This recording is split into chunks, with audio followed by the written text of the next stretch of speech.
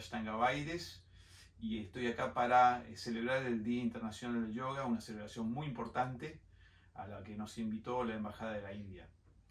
En el día de hoy yo quería darles, todos los años damos clases de Ashtanga, clases prácticas todos los días del Internacional del Yoga, pero este año queríamos hacer algo diferente. Y esto diferente tiene que ver con la anatomía y biomecánica en las posturas. Hoy vamos a hablar específicamente de la columna vertebral en las posturas de yoga. ¿Cuál es su posición? ¿Cuáles son sus características? Etcétera. La primera pregunta que surge entonces ¿es necesario el conocimiento de la anatomía y la biomecánica en el yoga? Bueno, ustedes saben que tradicionalmente no se enseñaba anatomía y biomecánica en yoga. Estoy hablando de la India antigua, de hace 10.000 años, cuando comienza el yoga. No se sabe en realidad desde qué época comienza, pero quizás son 10.000 años o quizás más todavía. Pero en ese momento no se hablaba de anatomía y biomecánica, se hablaba en las posturas, por ejemplo, con respecto a la columna vertebral, se habla de una columna vertebral vertical. ¿Sí? Se habla de que la posición de la columna vertebral vertical tiene que ver con una alineación energética que tiene el ser humano en un encuentro del mundo celestial con la Tierra. Y toda esa energía corre por un canal central. No se habla directamente de la columna vertebral, porque esa es la forma anatómica, material de ese canal energético, pero sí se habla de un canal energético central que se llama Sushumna Nadi, que debería estar alineado. Por lo tanto, en las posturas se pide, en muchos textos antiguos se pide una columna vertebral que esté en forma vertical. Fíjense que las posturas de meditación generalmente tienen que ver con piernas cruzadas, hay diferentes formas de cruzar las piernas, pero siempre se habla de una columna vertical. En general no se medita acostado, aunque podría hacerse también. Pero la búsqueda de una columna vertical tiene que ver con una alineación. ¿Y qué tenemos que buscar en la alineación? Primero tenemos que estudiar un poquito en la anatomía qué significa alineación, cuáles son los tejidos que conforman el cuerpo, cuáles son los tejidos que están o los sistemas que están en relación al movimiento. Y vamos a comenzar entonces viendo que la columna vertebral está hecha por huesos. Los huesos son las vértebras que se colocan, en el caso del ser humano, en posición vertical. Fíjate que de todos los seres del planeta Tierra, somos los únicos que tenemos la columna en posición vertical. El ser humano es el primero que pasó de la forma cuadrúpeda a una posición vertical, y ese cambio necesita de varias modificaciones óseas y musculares en el cuerpo para mantener una columna en forma erguida. Entonces, tenemos huesos. La columna vertical es una seguidilla de huesos con varios huesos diferentes que conforman la columna en una seguidilla. Les voy a mostrar algo. Acá tenemos la columna vertical. Fíjense que las vértebras inferiores son las vértebras lumbares, son vértebras más grandes, más anchas. Y esto se debe a que estas vértebras necesitan soportar más peso. Entonces, fíjate que tenemos 5 vértebras lumbares, luego tenemos 12 vértebras torácicas. Las vértebras torácicas están en relación a las costillas, ¿sí? Y luego tenemos 7 vértebras cervicales. La columna vertebral continúa dentro de la pelvis con el sacro. La última vértebra lumbar, que es la quinta lumbar, se articula con la primera vértebra sacra. Y el hueso sacro, o hueso sagrado, es plano, tiene forma de triángulo y está conformado por 5 vértebras fusionadas. ¿Sí? Y a su vez el sacro se articula con este último hueso, que también es una serie de vértebras fusionadas, que se llama el coxis. Y el coxis puede tener entre 3 y 5 vértebras fusionadas, mucho más pequeñas.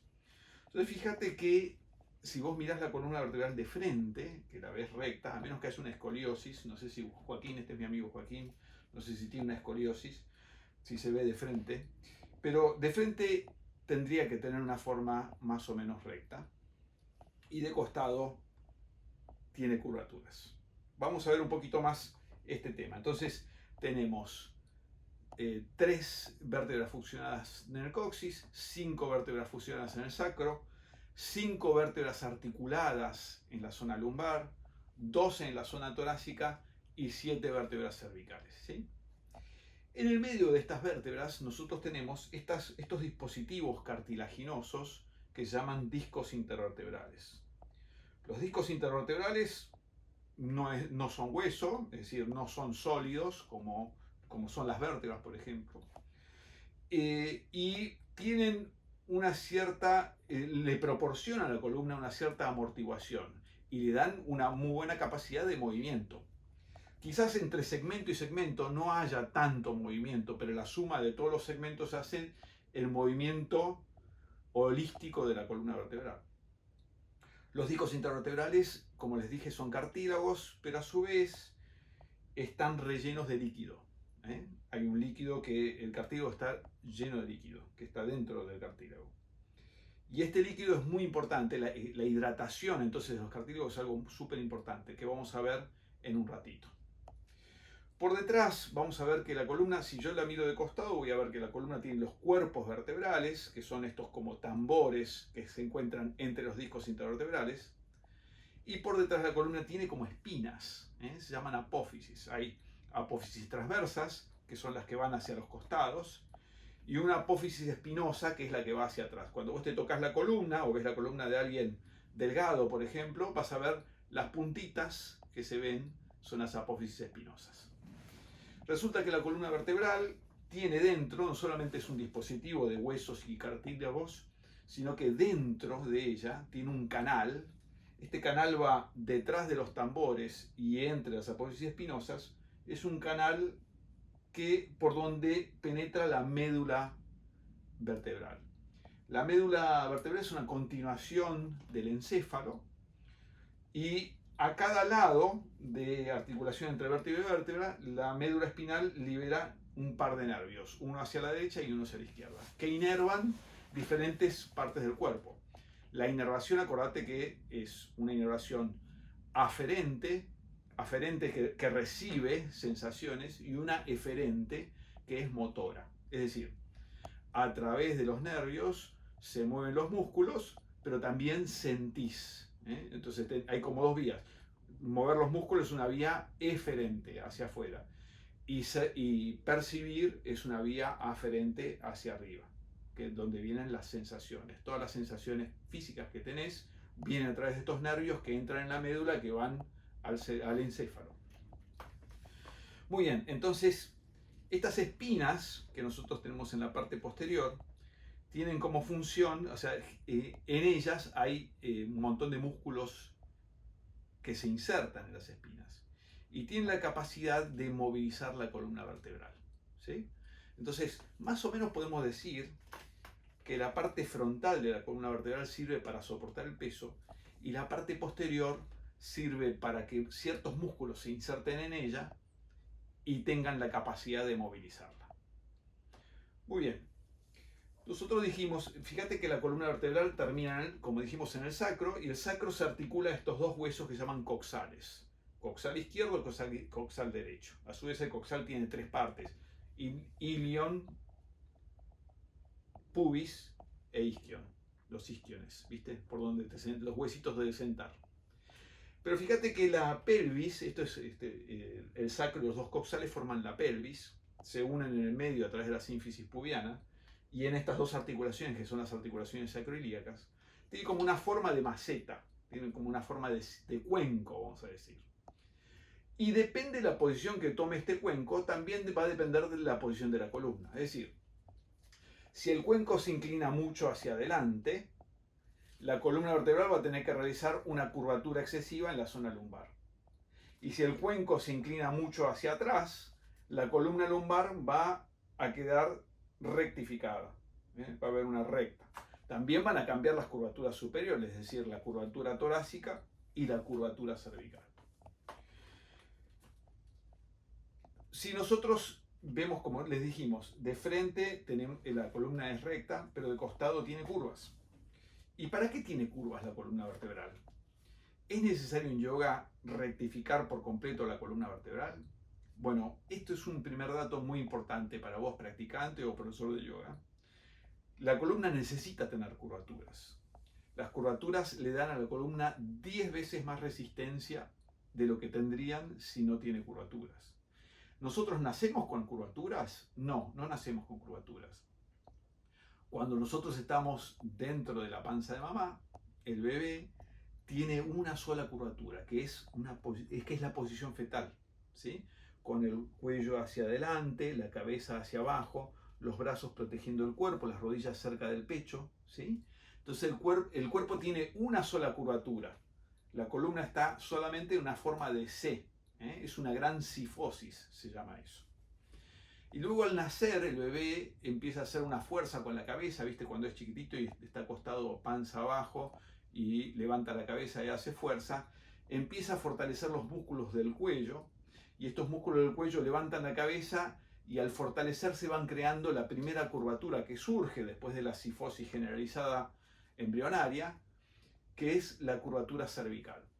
La curvatura cervical entonces está producida por la fuerza de estos músculos y esa tracción hace que después cuando el bebé está derechito pueda mantener la cabeza erguida.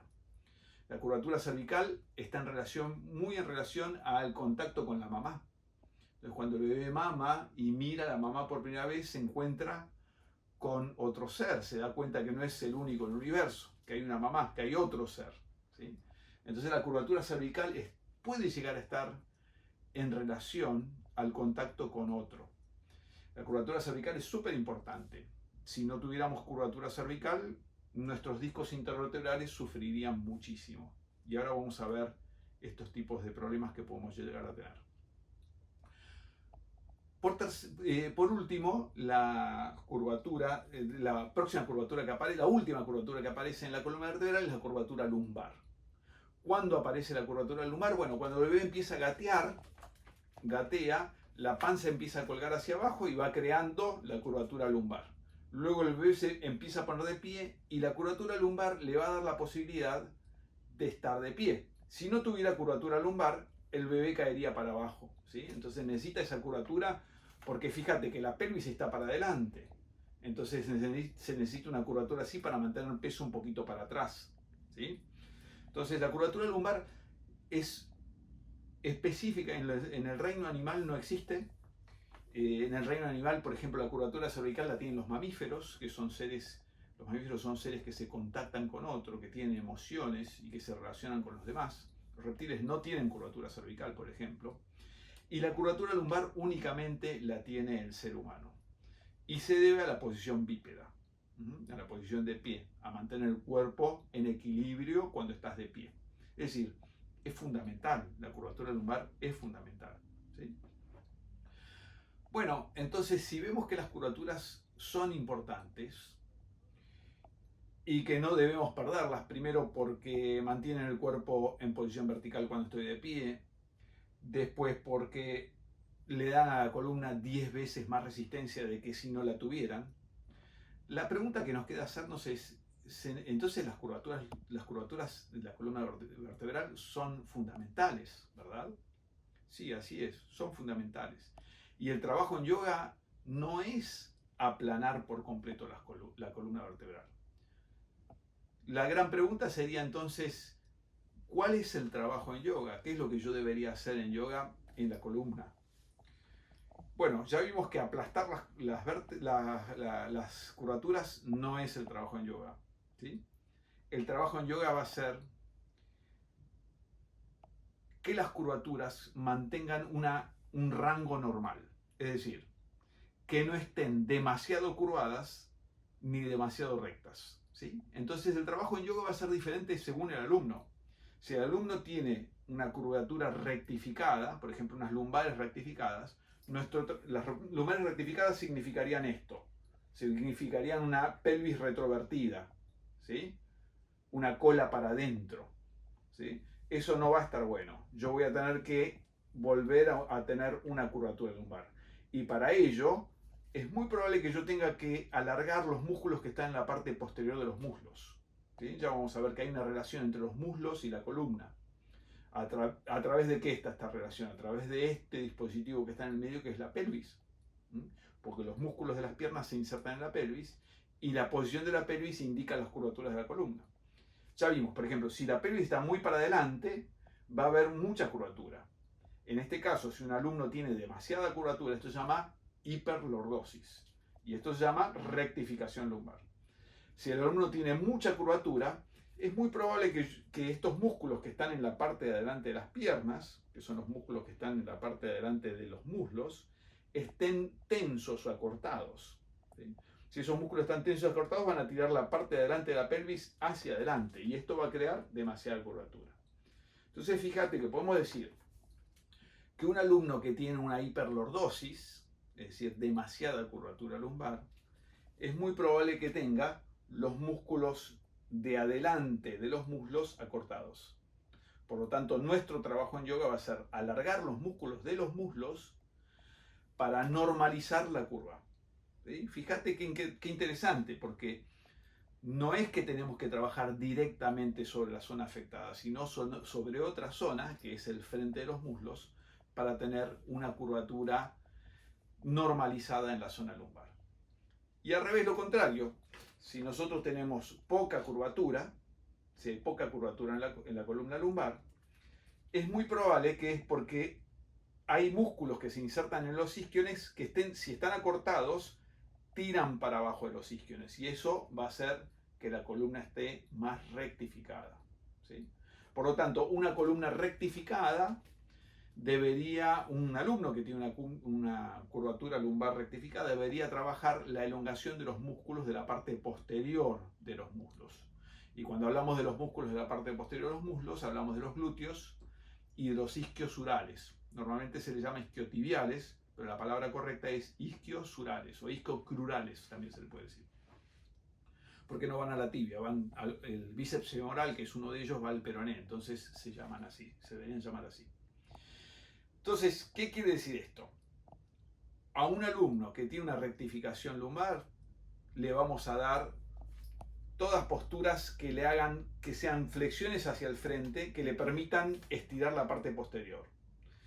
Si el alumno tiene una rectificación lumbar, es muy probable que cuando haga una postura hacia el frente, la haga desde la misma rectificación, no trabajando sobre la parte posterior de los muslos. Entonces ahí tenés que ser, si vos sos profesor o si es tu característica física, debes tener el cuidado de hacer la postura elongando la parte posterior, no redondeando la columna. ¿Sí? Si el caso es al revés, si hay una hiperlordosis, tenés que estirar la parte anterior de los muslos, es decir, el cuádriceps, también el psoas ilíaco, que es un músculo que también es un flexor de cadera, es un músculo que hace esto o que hace esto. ¿Sí? Entonces, para estirar estos músculos, en las posturas de extensión, yo debería tratar de alargar el cuerpo desde las ingles. Fíjate que lo que se abre son las ingles en el movimiento correcto, no desde la columna. ¿Sí? Si yo hiciera esto desde la columna, lo que va a pasar son dos cosas. Primero, la hiperlordosis va a tener problemas en que el tipo de problema que tiene generalmente son dolores que pueden surgir en la parte posterior y esto es porque toda esta zona está muy comprimida, está muy apretada. Y cuando realizamos las posturas de extensión, es muy probable que las apófisis choquen unas contra las otras. Esto puede derivar después en un montón de problemas al mediano plazo o a largo plazo. ¿Sí? Por eso las extensiones vamos a tratar de hacerlas desde las ingles, no desde la columna. Lo mismo que para el que está rectificado, las flexiones vamos a tratar de hacerlo desde las piernas, desde los isquiosurales y glúteos, no desde la columna. Conclusión con la columna lumbar. Cuando trabajes la columna lumbar, lo que nosotros en yoga vamos a buscar es estabilizar la zona lumbar. Cuando hagamos posturas de flexión, que se estire la parte posterior de los muslos. Cuando hagamos posturas de extensión, que se estire la parte anterior de los muslos. Y evitar demasiado movimiento en la zona lumbar. ¿Sí? De esta manera lo que vamos a conseguir que la base de la columna esté estable, que no se mueva demasiado, porque, como dijimos, si se mueve mucho para atrás, demasiado para atrás, chocan las articulaciones interapodicarias. Y sumo esta información.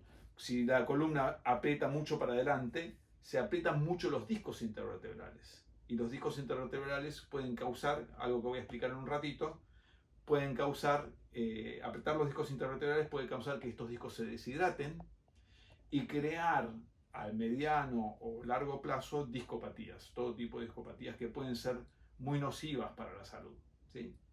Entonces, estirar la parte anterior de los muslos, la parte posterior de los muslos, elongarlos bien y estabilizar la columna lumbar sería el trabajo que tenemos que hacer en la parte baja de la columna. Continuamos nuestro estudio entonces ahora con la columna torácica o dorsal. Acuérdense que son 12 vértebras dorsales que están articuladas, y acá en este modelo se ve bien, las 12 están articuladas con las costillas. A su vez las costillas articulan adelante con el esternón, ¿sí? Formando lo que se llama la jaula torácica.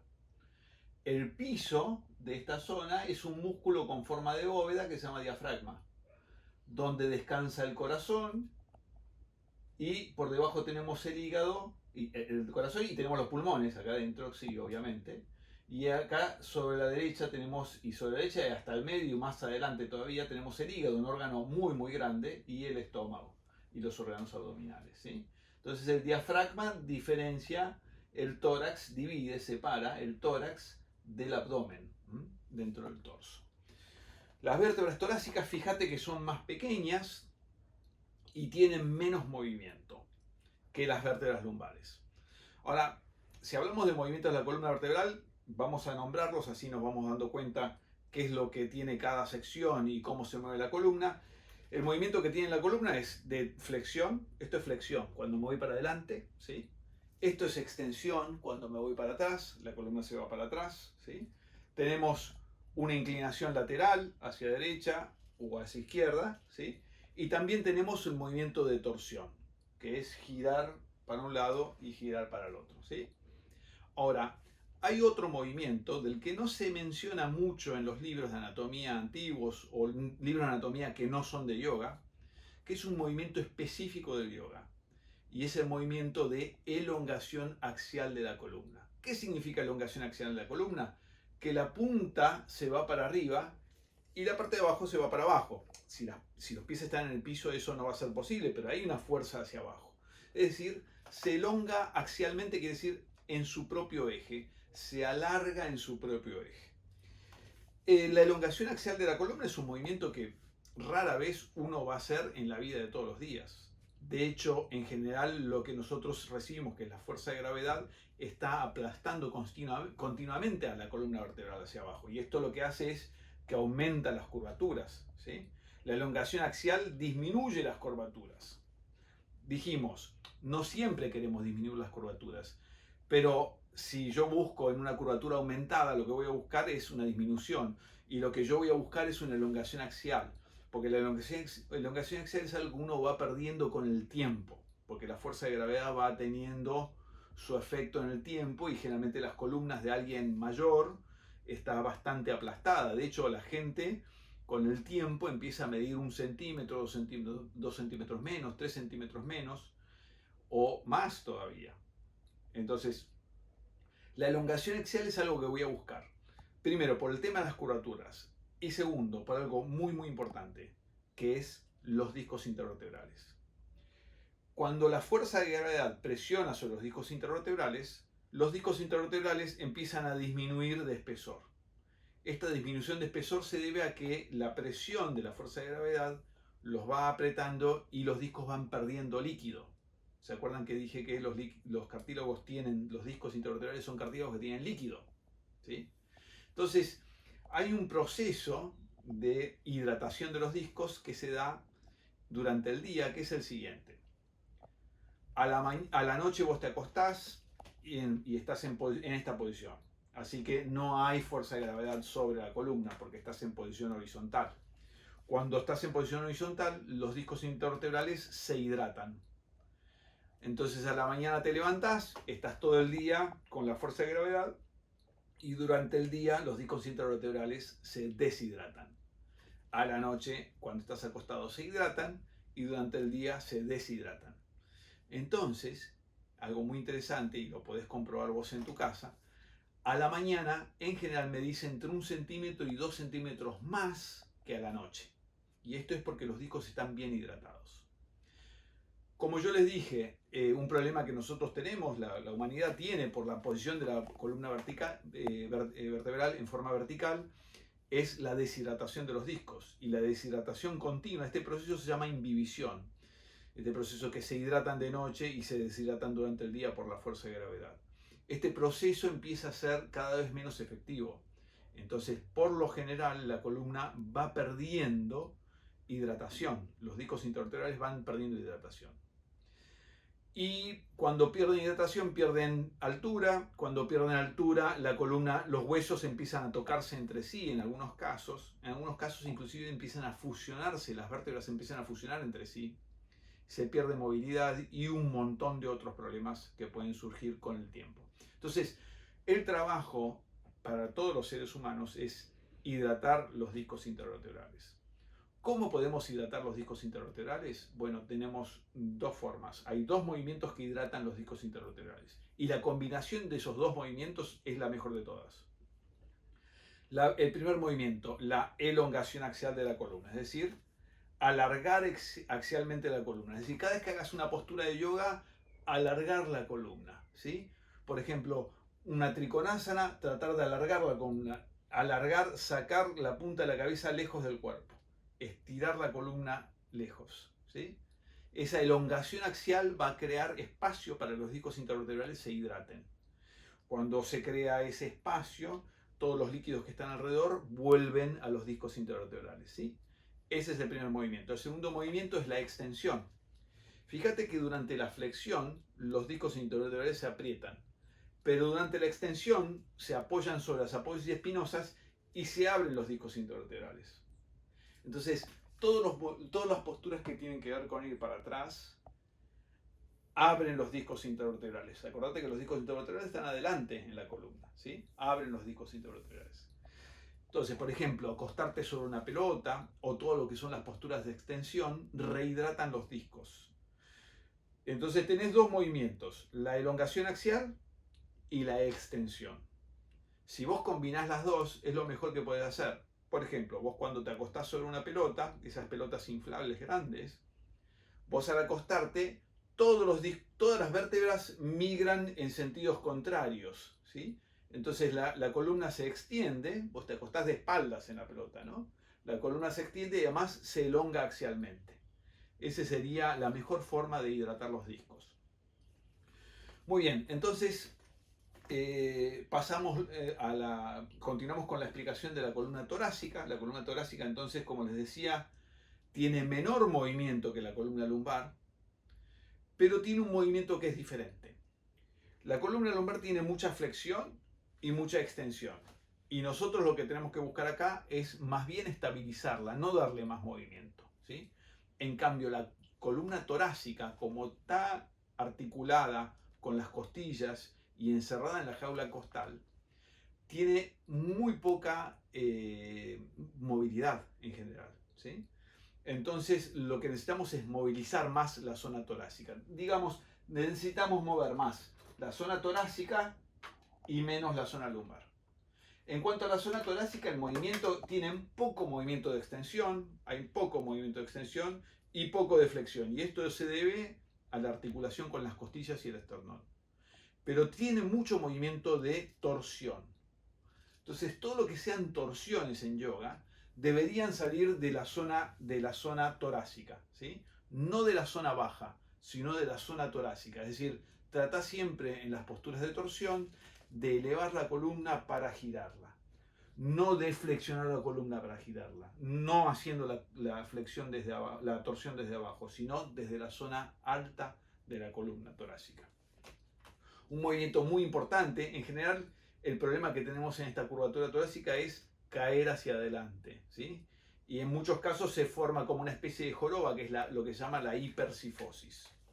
La hipercifosis es el problema máximo que nosotros vamos a tener, el problema más frecuente que vamos a tener en la curvatura torácica, y se debe generalmente a caer hacia adelante. La hipercifosis, ¿por qué puede pasar? Bueno, por timidez, Si uno tiene timidez, uno se esconde hacia adelante y mantiene esa posición.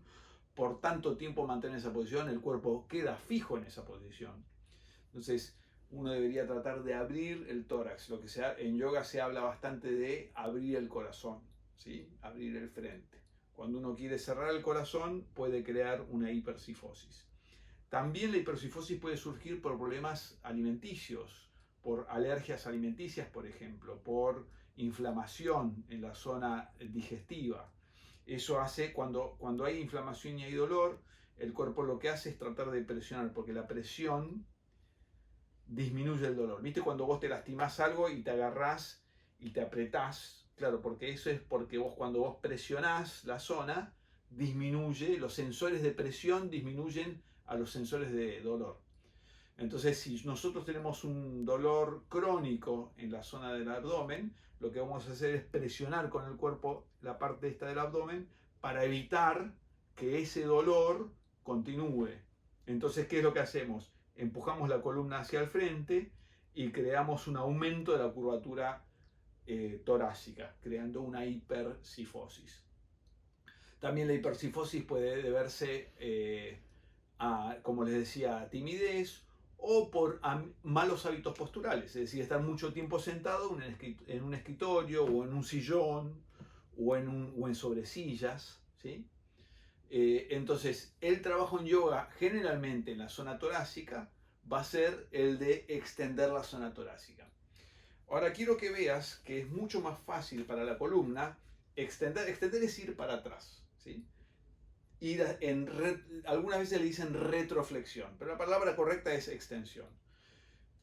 Si yo quiero hacer una extensión, quiero ir para atrás en la columna vertebral, es muy probable que lo hagas de la zona lumbar, no de la zona torácica, porque la zona torácica tiene una curvatura hacia el otro lado. Cuesta mucho hacerlo desde la zona torácica. Para evitar hacerlo de la zona lumbar, yo tengo que estabilizar. Yo ya les dije esto de estabilizar la zona. Primero, las posturas de extensión tendrían que salir más de las piernas y luego, además, tendría que salir más del tórax, menos de la zona lumbar. ¿Cómo puedo hacer para estabilizar la zona lumbar y abrir el tórax? Esto es una clave muy importante en yoga.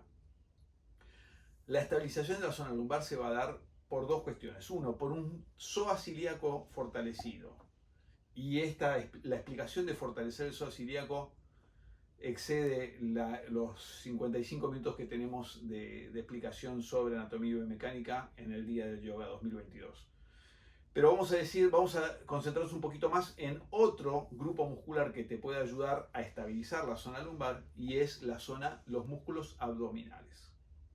Los músculos abdominales son varios, no hay un solo músculo abdominal, sino que son varios. Hay 4 músculos abdominales que están puestos en capas, de la superficie a la profundidad.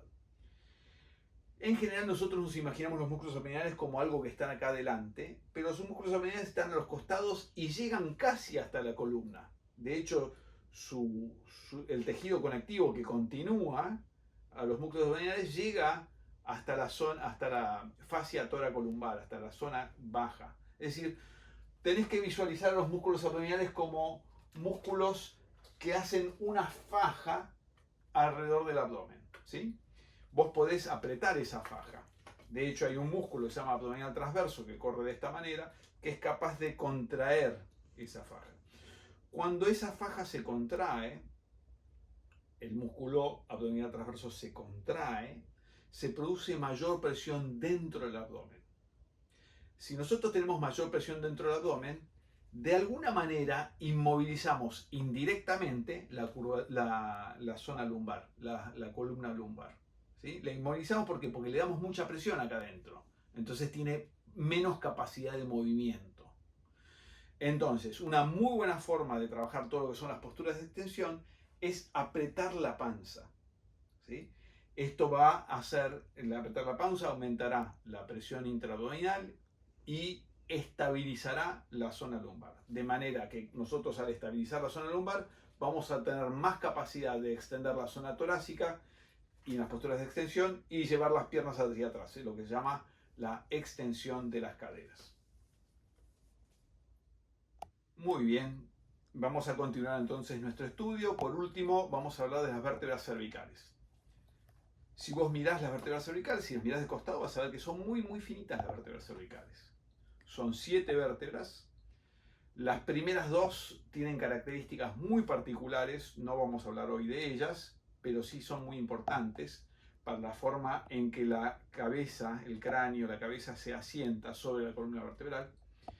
Y las 7 vértebras cervicales tienen una curvatura hacia atrás que se llama lordosis, una lordosis cervical. ¿Cuál es el problema en general en la columna cervical? Primero, ciertos temas que tenemos que ver.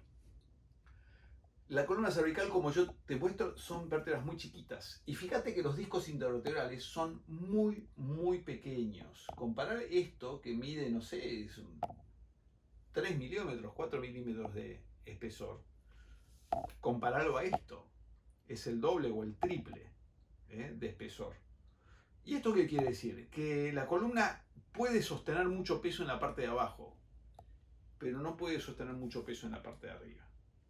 Entonces te adelanto, no es que la postura del paro sobre cabeza esté mal, no está mal.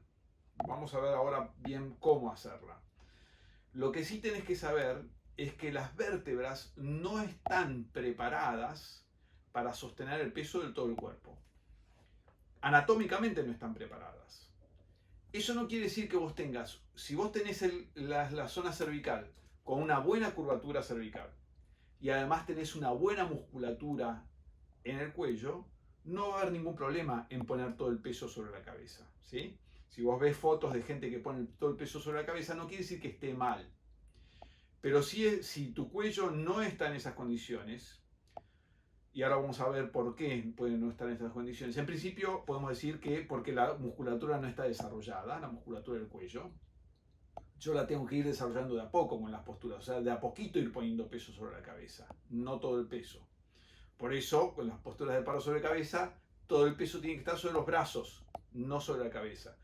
El nombre Sirsasana es la postura de sobre la cabeza, Sirsha quiere decir cabeza, es la postura de sobre la cabeza. Es un nombre confuso.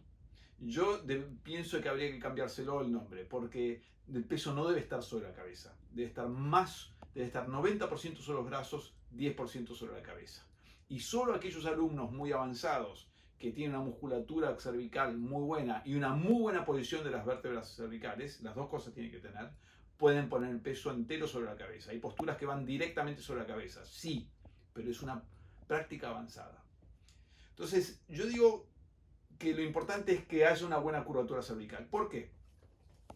Porque si no hay curvatura cervical, ¿sí? Acuérdense que todo lo que es flexión aprieta los discos intervertebrales. Entonces, si hay poca curvatura cervical, por ejemplo, una rectificación es que ha perdido la curva, que se hizo recta la zona cervical, ¿sí?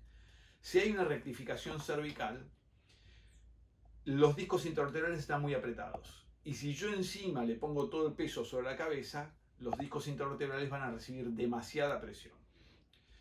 ¿Es frecuente que haya rectificación cervical? Bueno, lamentablemente sí, es muy frecuente, demasiado frecuente.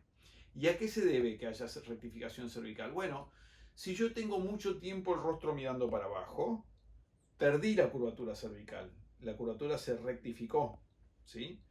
Y el hábito postural más frecuente que nosotros tenemos hoy en día es trabajar en escritorios sentados. Y en la posición de sentado, si yo estoy estudiando con una computadora a esta altura o utilizo demasiado el celular, fíjense, vayan a cualquier bar y miren el cuello de la gente, están la mayoría mirando para abajo, ¿sí? Eso, si yo lo hago mucho tiempo, yo voy a ir perdiendo la curvatura cervical. Si yo luego hago posturas de presión sobre la cabeza, no va a ser muy sano para los discos intervertebrales, ¿sí? Entonces, lo que nosotros necesitamos lograr en general, y si tenés dudas sobre tu curvatura cervical, anda a un médico, pedile que te hagan una espinograma, y vas a ver, te van a decir si tenés una buena curvatura o no. Pero en general casi todos tenemos la curvatura disminuida, es decir, rectificada. Si ese es tu caso, evita poner presión sobre la cabeza en las posturas del paro sobre cabeza, ¿sí? Entonces nosotros lo que necesitamos en general en la zona cervical es tener un poquito más de curvatura. ¿Y cómo lo podemos lograr? Bueno, la postura sobre la pelota, como indiqué yo antes, es muy buena porque me da elongación axial cervical y extensión cervical, lo que abre los discos intervertebrales en el frente de la columna vertebral.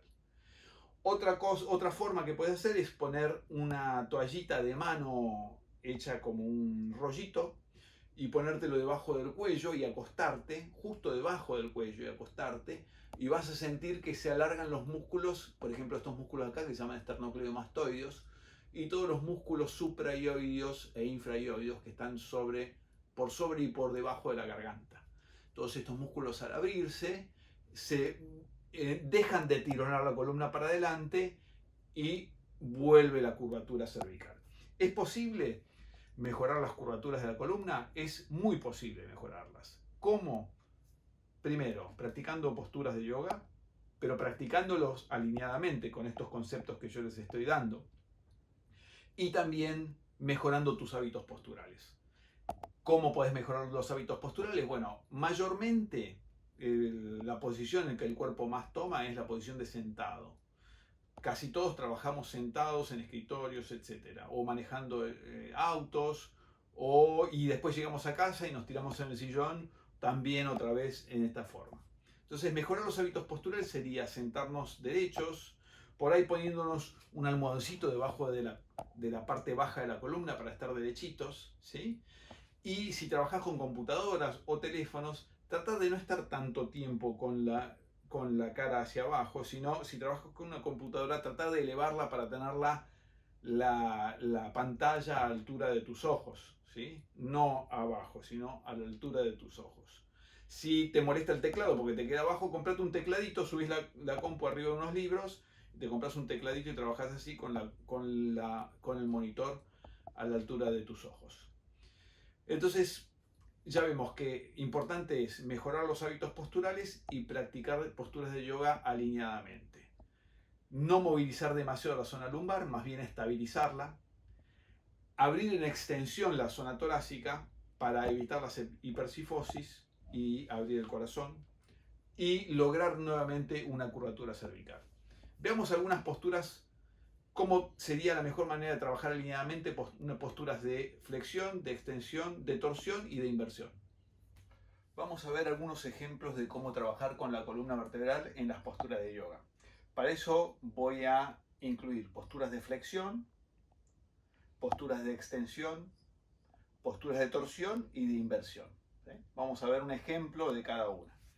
Primero vamos a ver lo que son las posturas de flexión. La postura de flexión es cuando el cuerpo va hacia adelante, ¿sí? Quiero que observes bien que puedes hacerla desde dos segmentos diferentes. La postura de flexión la puedes hacer, si yo saco los glúteos para atrás, voy a tener posibilidad de llevar los isquiones para atrás y hacer la flexión desde esta zona de acá, son las caderas, desde donde la pelvis articula con las cabezas de los fémures. Esto es una forma de hacer una flexión, ¿sí? Y esta es desde este segmento, desde abajo. Y esta es otra forma de hacer una flexión. En las dos me puedo tocar los pies, ¿sí? O así me puedo tocar los pies, o así me puedo tocar los pies, ¿sí? Yo lo que tengo que evitar es el redondeo de la columna. Lo que nosotros necesitamos es trabajar desde las caderas. Y para eso, los isquiones, cuando voy hacia adelante, los isquiones tienen que ir para atrás. Y para que vayan para atrás, estos músculos se tienen que elongar. Entonces, si vos no podés, si vos te tocas los pies y estás con la columna redondeada, es mucho mejor flexionar las rodillas. Esta inserción distal de los isquiones se acercó y los isquiones pueden ir para atrás y puedes hacerlo derecho con la columna. Esto es mejor que hacerlo así. ¿Sí? Así que si te cuesta llegar hacia adelante, lo mejor sería flexionar un poquito las rodillas. Tanto en las posturas de flexión de pie como en las posturas de flexión de sentado. ¿Sí? Una postura de extensión, vamos a hacer esta que se llama Ustrasana, en donde el cuerpo va a ir para atrás. Otra vez, lo mismo, tengo dos posibilidades de hacerlo. O lo puedo hacer desde las caderas, ¿sí? O lo puedo hacer desde la columna, desde la zona lumbar de la columna. Esto trato de evitar. Voy a tratar de hacerlo desde la zona de las caderas. Y para eso tengo que apretar la panza y trabajar desde esta zona de acá. La elongación se siente en la parte de adelante, en la zona de la ingle es lo que se abre. No tanto la zona lumbar. no hay que apretar la zona lumbar. ¿Sí? Muy bien. En cuanto a las posturas de torsión, vamos a hacer una torsión normal, así, Marichyasana normal. Lo importante es que vos trates de elongar la columna axialmente, ¿sí? De hacer una torsión con la punta de la cabeza bien elevada. Nunca una torsión redondeando la columna, porque la torsión con flexión es lo peor que puede hacer en los discos intervertebrales. Empuja los discos intervertebrales, puede crear discopatías hacia la salida de los nervios. Y es ahí donde más duele. Entonces tengo que evitar a toda costa esto. Trabajar así.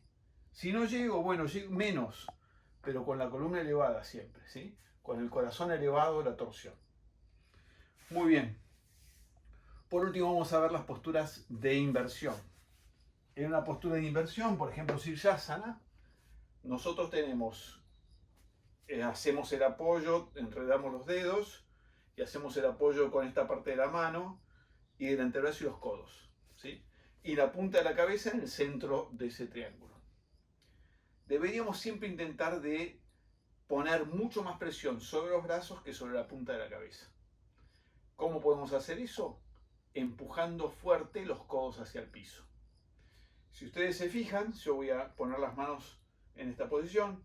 Si yo hiciera Sirsasana así, voy a tener mucha presión en la cabeza, pero si yo empujo los codos hacia el piso, la cabeza se empieza a despegar del piso, al punto tal que hay un Sirsasana que es muy avanzado donde la cabeza está totalmente elevada al piso. Entonces tratemos de no poner presión sobre la punta de la cabeza. Y para eso voy a tener que empujar los codos hacia el piso. Entonces yo armo la posición de las manos, pongo la cabeza y subo y empujo con los codos al piso. Tal es así que hasta puedo levantar la cabeza del piso. En este momento mi cabeza está elevada del piso. ¿Sí? Muy bien. Muy bien, entonces recuerden, la columna vertebral humana es la única que está en posición vertical en la naturaleza. Podemos decir que es un modelo nuevo en la naturaleza, por lo tanto está en prueba. Así que debemos cuidar muchísimo nuestra columna vertebral. Y para cuidarla bien, tenemos que practicar yoga y practicar de forma alineada. ¿Y cómo vamos a aprender a practicar de forma alineada? Estudiando. Es muy importante si sos un practicante de hace mucho tiempo y más todavía si sos un profesor, estudiar anatomía y biomecánica, aunque no hayan sido materias originariamente dentro del yoga, hoy son muy importantes por los hábitos posturales que tenemos en la población moderna. Muchas gracias por haberme acompañado. Mi nombre es Alejandro Chiarella, director de Ashtanga Bailes, y estoy muy contento que nos hayan invitado a la celebración del Día Internacional del Yoga, la Embajada de India en la Argentina y Uruguay. Gracias a todos. Namaste.